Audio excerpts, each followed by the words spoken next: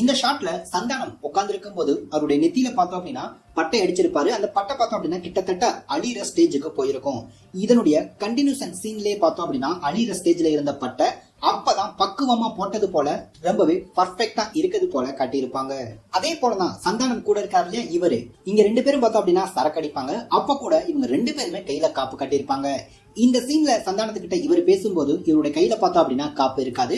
கோயில்ல திருவிழாவும் நடந்து முடிஞ்சிருக்காது. படம் கடைசி வரைக்கும் எல்லாருமே காப்பு கட்டியிருப்பாங்க. ஆனா இவருடைய கையில மட்டும் பார்த்தோம் அப்படின்னா காப்பு அப்படின்றது இருக்காது. எல்லாம் கட்டியிருந்தாரு, இப்ப பார்த்தோம் அப்படின்னா இல்ல.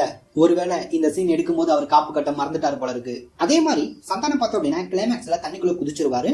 தண்ணிக்குள்ள குதிச்சவரு திரும்ப தண்ணிக்குள்ள இருந்து எந்திரிச்சு வரது போலதான் படத்தை முடிச்சிருப்பாங்க. அப்படி தண்ணிக்குள்ள இருந்து எந்திரிச்சு வர மாதிரி சீன் வச்சிருப்பாங்க. அந்த சீன்ல பார்த்தோம் அப்படின்னா சந்தானம் அவரை பார்த்தோம் அப்படின்னா நினைஞ்சிருக்க மாதிரியே காட்டியிருக்க மாட்டாங்க. ஆனா தண்ணி அடியில கிடக்கும், அங்க இருந்து ஏறி வரது போல மட்டுமே காட்டி மிஸ்டேக் பண்ணிருப்பாங்க.